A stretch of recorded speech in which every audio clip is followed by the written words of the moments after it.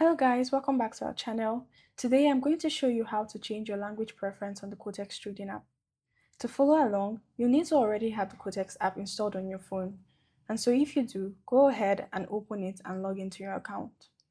Once you're logged in, you should land on the home screen of the Quotex app just like my screen.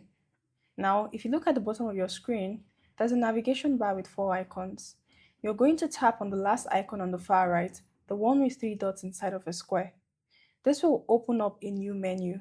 You'll find Settings towards the end of the options written in blue. Click on it. Once you're on the Settings menu, the very first option at the top is Language with a small drop-down arrow next to it. Tap on that. You'll now see a list of available languages. Simply tap on any language from the list and the app will instantly switch to that language.